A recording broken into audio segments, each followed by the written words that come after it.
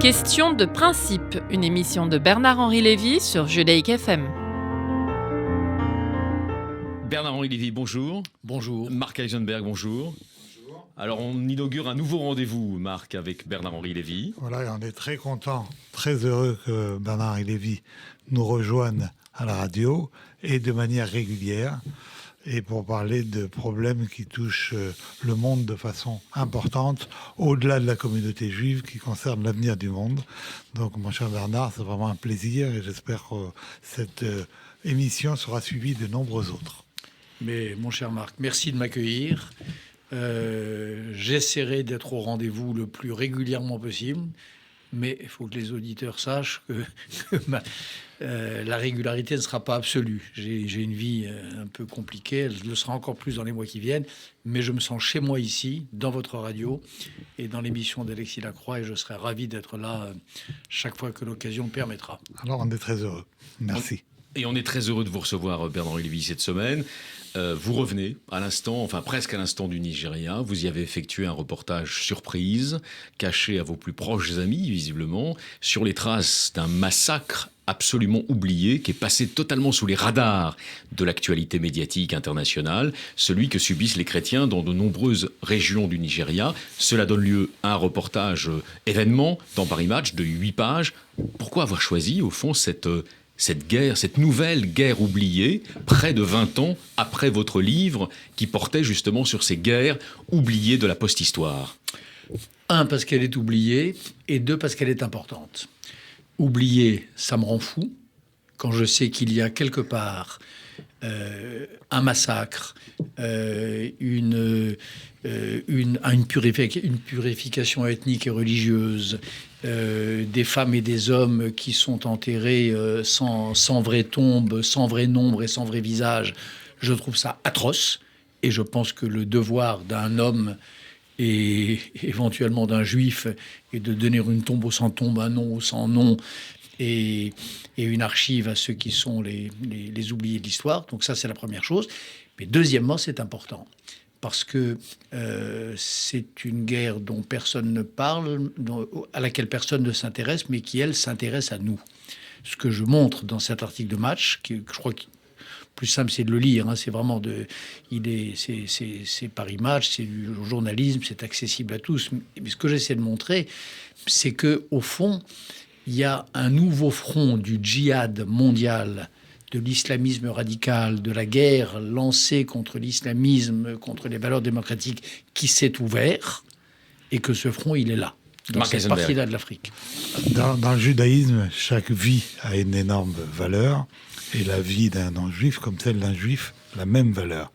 Donc il est difficile de ramener une guerre en fonction de statistiques.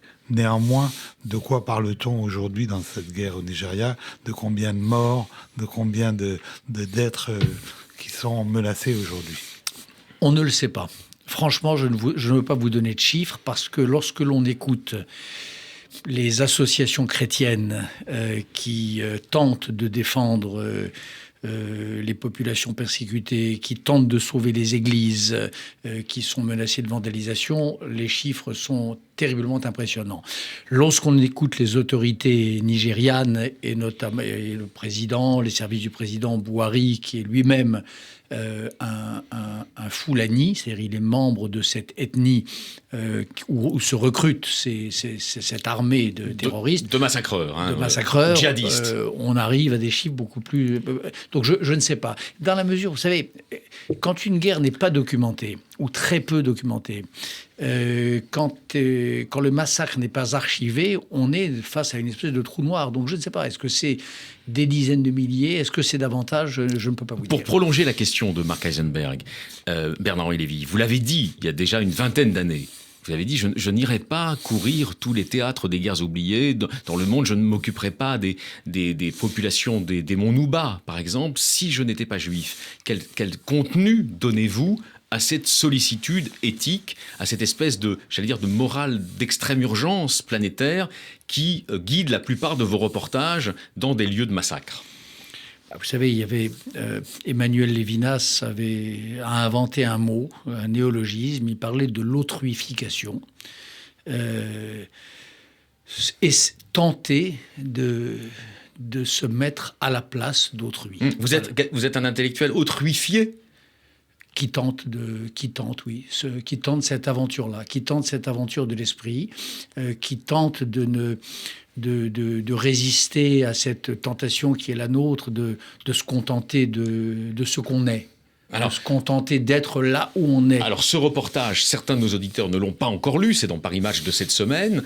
Qu'est-ce que vous pouvez leur communiquer de vos impressions, justement, sur ce massacre? Vous parlez d'un nouveau Darfour, hein. Vous le comparez même, je crois, au génocide du Rwanda. Qu'est-ce que vous pouvez leur dire? Non, je dis que si rien n'est fait, si l'opinion internationale ne se mobilise pas, si les Nations Unies ne s'en préoccupent pas, on peut avoir demain un Darfour, ou on peut un jour, ce qu'à Dieu ne plaise, avoir un Rwanda. Alors avant que Marc Eisenberg reprenne la parole et vous pose d'autres questions, je vous en pose une volontairement provocatrice.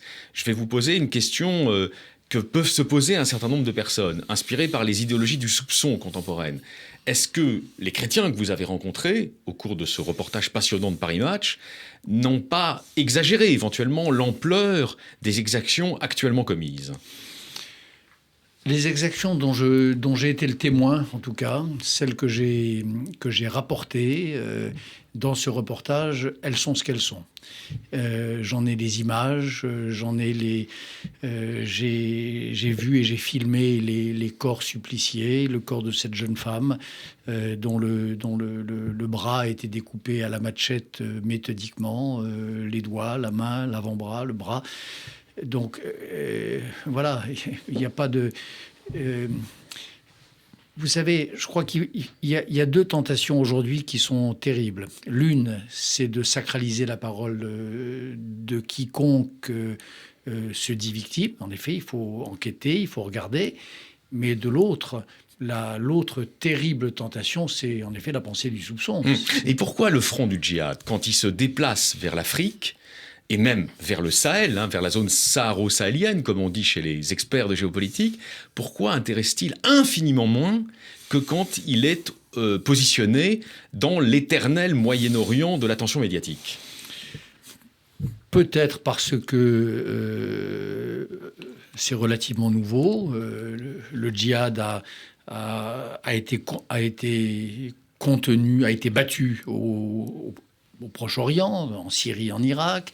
Il est contenu en Asie par des États forts qui, pour l'instant, le contiennent, en Indonésie, en Malaisie. Il est combattu en Europe. Et puis, en Afrique, c'est une sorte de terre beaucoup plus vierge et de ventre mou dans lequel il progresse.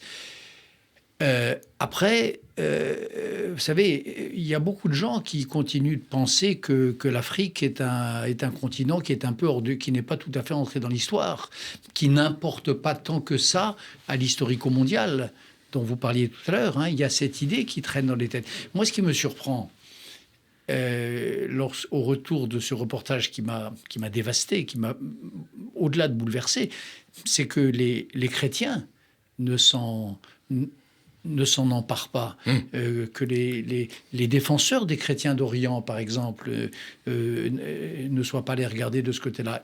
Peut-être pas encore.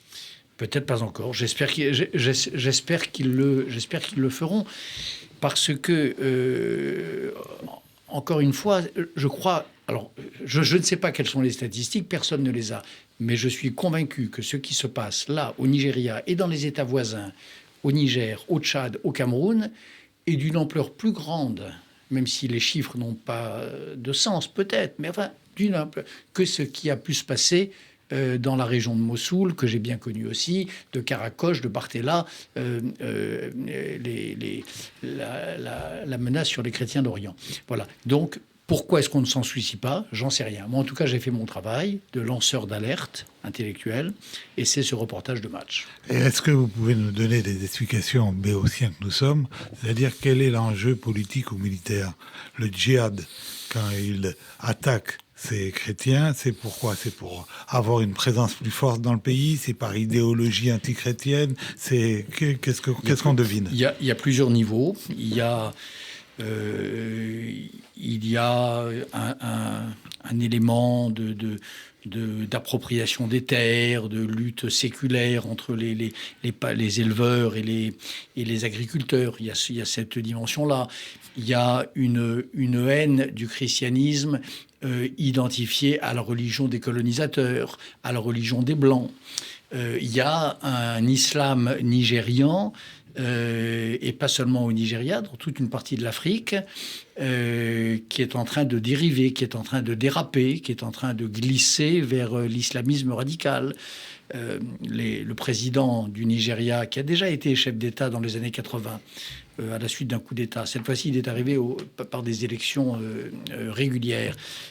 C'est quelqu'un, très clairement, je ne l'ai pas rencontré, mais j'ai vu ses déclarations, qui est en train de rejoindre, un peu comme autrefois, il y a quelques mois, le président du Soudan, à Khartoum, al-Béchir. Donc, il y a ça. Et puis, il y a troisièmement un élément géopolitique. Vous avez aujourd'hui une présence turque, probablement une présence qatari, certainement une influence frériste des frères musulmans, qui considèrent cette partie-là de l'Afrique, la partie de l'Afrique où il y a des minorités, ou, dans le cas du Nigeria, une quasi-majorité musulmane, une volonté de conquête. Autrement dit, si on ne fait rien en dehors du Nigeria, ce risque d'islamisation d'une partie de l'Afrique est un risque fort pour vous. Ce risque de radicalisation, le risque de voir s'ouvrir un nouveau front du djihad mondial, oui. Par exemple, je parle d'un cas, mais je crois qu'il y en a beaucoup d'autres. Mais celui-là, c'est celui que je documente dans le reportage de Match. Le cas d'une église vandalisée, désacralisée, transformée en madrasa pour jeunes filles. J'ai regardé, j'ai enquêté, j'ai parlé au type qui dirige cette madrasa. Bon, c'est un Turc représentant une association dite d'entraide religieuse et dont la mission est d'installer sur le territoire nigérian des madrasas d'obédience ou d'inspiration turque. Donc, il y a ça aussi. Erdogan, qui, comme vous le savez, caresse le rêve de renouer avec l'idéologie touranienne et avec le projet ottoman d'autrefois. Son terrain d'action, il est pas limité à la Syrie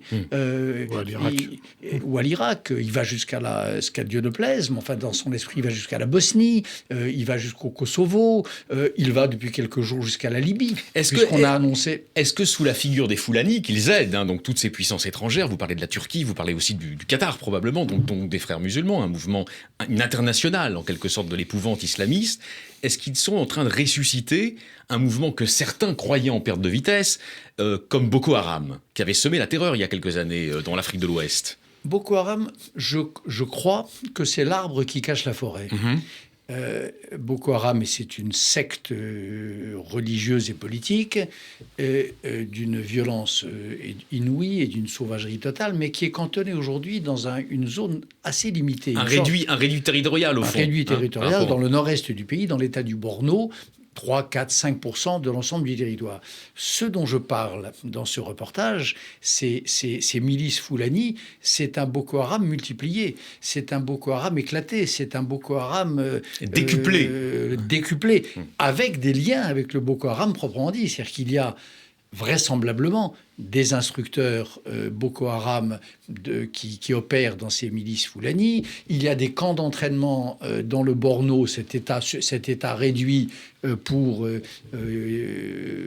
chefs de tribus Foulani, etc. Donc c'est une démultiplication de la secte Boko Haram, bien connue de vos auditeurs, c'est eux qui avaient kidnappé ces jeunes filles, ces jeunes lycéennes, il y a maintenant 3 ou 4 ans. Alors Bernard-Henri Lévy, votre reportage très important dans Paris Match sur ces massacres de chrétiens au Nigeria, il intervient aussi dans un moment où il y a en France une polémique très intense sur l'engagement militaire et on va dire stratégique de l'armée française dans la zone sahélo-saharienne en globalité. On sait que le leader d'une formation politique influente quand même dans l'opinion, comme la France Insoumise, Jean-Luc Mélenchon, demande le retrait des troupes engagées actuellement dans les opérations, enfin ce qui suit les opérations Barkhane et Serval. Qu'est-ce que vous pensez de cette position défaitiste répandue aujourd'hui dans des secteurs entiers de l'opinion française? Est-ce que ces gens n'ont pas pris la mesure de ce djihad africain dont parlait à l'instant Marc Eisenberg? Je crois que c'est exactement ça, oui, que s'il fallait encore une preuve, moi, s'il me fallait une confirmation de mon sentiment de la nécessité d'une présence française au Mali, la confirmation, je l'ai depuis le Nigeria, bien sûr. À quoi servent les soldats français au Mali? À contenir cette multiplication des massacres que l'on voit aujourd'hui au Nigeria. Voilà, c'est ce que vont faire les braves soldats français qui viennent de laisser 13 des leurs sur le champ de bataille, parce qu'on a beau raconter des hélicoptères sur le champ de bataille. Sur le champ de bataille, oui. Ce qu'ils vont faire, c'est ça. C'est faire en sorte que cet islam offensif qui a trouvé en Afrique un nouveau terrain d'action soit contenu. Ils le contiennent au Mali, il n'y a personne pour le contenir au Nigeria. Alors après, qu'il y ait un débat sur le poids sur le partage du fardeau avec d'autres pays d'Europe. C'est ça ma question. Est-ce que, là, on comprend qu'est-ce que doit faire l'auditeur qui va lire votre reportage dans Paris Match? Un, le comprendre. Deuxièmement, en parler. Espérer qu'un certain nombre de médias reprennent ces informations pour sensibiliser l'opinion publique. Et d'autre part, être partisan de l'intervention de la force armée française et d'autres en Afrique pour juguler ces menaces. Et donc, est-ce qu'il y a une chance d'arriver à faire participer plus les États européens? Et notamment, comment se fait-il? Est-ce que c'était des maladresses de la diplomatie française ou simplement ça n'intéresse pas les autres pays d'intervenir comme on fait au Mali? C'est non, la maladresse de la diplomatie française, je ne crois pas. Je crois qu'elle a beaucoup de défauts et beaucoup de points de faillibilité, pas celui-là. Là-dessus, la diplomatie française se conduit bien, l'armée française encore mieux. Non, il y a la fatigue de l'Europe, l'idée que tout ce qui pourrait ressembler à un embryon de défense européenne terrorise l'essentiel des pays de l'Union européenne, premièrement.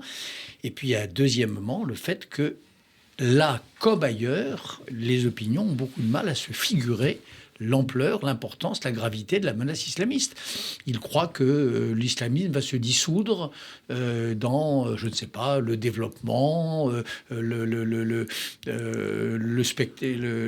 société du spectacle, que sais-je encore.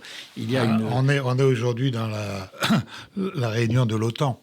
Ouais. Et on remet en cause, plus ou moins, certains remettent en cause l'intérêt de l'OTAN. Quand c'est Trump tout seul, il a le droit, mais quand c'est Macron, Trump ne lui donne pas le droit. J'ai bien compris. Est-ce que ça peut pas réveiller quand même une conscience d'Européens qu'il est nécessaire d'avoir un début de force armée commune? Moi, je crois que Macron a eu raison de parler de la mort cérébrale de l'OTAN.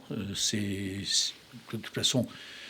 Et cette mort-là, là encore, s'il en fallait une confirmation, ce serait dans la manière dont on a toléré l'attitude de la Turquie au Kurdistan syrien. Qu'on accepte d'un des membres importants de l'OTAN, sa deuxième armée, qu'il se retourne contre nos alliés, qu'il nous entraîne selon les textes, parce que c'était quand même ça la logique, dans la logique d'une guerre où nous aurions dû nous en prendre à nos plus loyaux et nos plus braves alliés, ça veut dire que l'OTAN était devenue une usine à gaz en état de mort cérébrale. En revanche, il faut repenser l'OTAN. Il faut repenser et il faut penser à nouveau frais une défense européenne. Et la question du Mali d'un côté, et puis ce qui se passe au Nigeria, dans l'Afrique anglophone de l'autre, ces deux éléments-là posent vraiment la question de ce que du devoir moral de l'Europe et de l'intérêt de l'Europe à se protéger contre ce djihad en expansion et à cette ottomanisation d'une nouvelle part du monde. Ottomanisation d'une nouvelle part du monde. Bernard-Henri Lévy, donc vous revenez du Nigeria avec un reportage événement dans Paris Match. Est-ce que vous avez le sentiment aujourd'hui que une des données du problème, au-delà des questions que nous venons d'évoquer avec vous, avec Marc Eisenberg, c'est pas qu'au fond, il y a un Kampfplatz, il y a une sorte de bataille des puissances en Afrique aujourd'hui. Il y a un certain nombre de protagonistes qui sont alliés. La France est par exemple alliée des services israéliens dans beaucoup de pays d'Afrique pour maintenir les États faillis. Mais il y a aussi des puissances qui, elles, veulent les déstabiliser. On pense aussi à la Chine, bien sûr. Le jeu chinois en Afrique est sans doute un jeu très trouble. Qu'est-ce que peut faire la France pour resserrer, en quelque sorte, cette alliance des démocraties en faveur des pays africains menacés aujourd'hui ? Au-delà des pays africains, la question fondamentale de cette époque, c'est le retrait des États-Unis. Voilà. Le retrait comme une marée, comme une mer qui se retire et qui laisse à découvert toute une zone à sec. Qu'est-ce qui se passe dans ces cas-là ? Contre lequel Robert Kagan aux États-Unis, par exemple, combat. Il combat ce retrait, mais il est peut-être seul. Non, il n'est pas seul parce que je suis là-dessus avec lui. Parce que qu'est-ce qui se passe quand on se retire ? D'autres occupent le vide. Et ceux qui occupent le vide aujourd'hui, c'est les Chinois, c'est les Russes, c'est les Turcs et c'est les Iraniens. Voilà. Mais les élections envisagées aux États-Unis risquent de ne pas améliorer la donne. C'est-à-dire que ce soit Trump ou des démocrates assez à gauche, ils risquent malheureusement de continuer à favoriser ce retrait. Vous en êtes d'accord ? C'est exactement ce que je pense et c'est la raison pour laquelle l'Europe a aujourd'hui une responsabilité historique. C'est-à-dire d'abord d'assurer sa propre défense et peut-être aussi d'assumer une part de la grande ambition exceptionnaliste qui fut celle des États-Unis dans le meilleur moment. Avec Israël, plus étroitement avec Israël. Mais évidemment, plus étroitement avec Israël, avec les pays arabes où domine un islam modéré et un islam qui lui aussi fait la guerre au djihad. Il y a là une grande alliance qui doit se former. Israël, des pays comme la Bosnie, des pays comme certains pays du Maghreb et l'Europe, naturellement. Et à l'intérieur de l'Europe, on voit bien, c'est bien dommage, et je pense qu'il est le premier à le regretter, mais il y a aujourd'hui une voix forte et une seule, c'est celle du président français, qui est à peu près le seul à donner le cap. Bon, ben, il faut que cette voie-là soit plus entraînante encore. Mais en tout cas, l'enjeu est là. Et vraiment, Marc Heisenberg parlait de ceux qui ont intérêt des Chinois qui ont intérêt à déstabiliser ces États africains. Oui, ils ont intérêt à les piller. Vous savez, ce que dans ma jeunesse, on appelait l'impérialisme. Et qui a eu un rôle tellement dévastateur pour toute une partie du monde. Lénine, il disait qui tient l'Afrique tient le monde, c'est ça, non ? Qui tient l'Afrique tient le monde, oui. Et puis non, l'impérialisme était souvent lié au mot américain. L'impérialisme américain. Enfin, il était français, il était anglais, il était belge, il était portugais, et il était parfois américain, peut-être moins que l'impérialisme européen. Mais aujourd'hui, c'est très clair. L'impérialisme, il est russe. Il est turc, il est chinois et il est iranien. Voilà, c'est ça l'impérialisme. Si vous regardez le monde à l'endroit, c'est ça. Donc aujourd'hui, les démocraties ont un devoir d'anti-impérialisme. Elles doivent combattre ces impérialismes. Et alors, oui, pourquoi je vous dis ça ? Parce que quelle est la première mauvaise action des impérialistes ? C'est en effet de déstructurer les sociétés. C'est de détruire les sociétés civiles. Et c'est ça qu'ont les Chinois. Quand les Chinois débarquent dans un pays d'Afrique, ils le transforment en une terre de conquête, de pillage et de mauvais commerce. Et ils détruisent les États systématiquement, les institutions étatiques. Ils détruisent les institutions étatiques, parce qu'elles peuvent faire obstacle ou faire ombrage à leur projet impérial. Donc face à cela, je crois oui que l'Europe a un devoir, a une mission. Le mot de la fin, Marc Heisenberg. Non, c'est juste pour remercier Bernard-Henri Lévy de ses explications très claires. Et effectivement, on ne fait pas tellement de publicité pour d'autres supports sur notre radio, mais on va quand même inviter tous les lecteurs à acheter Paris Match, à lire ce reportage pour bien comprendre ces enjeux fondamentaux. Merci Marc Heisenberg. Merci à vous, Bernard-Henri Lévy. Merci Alexis Lacroix. À très bientôt dans votre rendez-vous. C'est à vous maintenant. Je reviendrai. Question de principe. Question de principe, on l'appelle comme ça ? Mais ouais. Eh ben, c'est d'accord. J'en accepte l'augure. Bon week-end. Merci. Question de principe, une émission de Bernard-Henri Lévy sur Judaïque FM.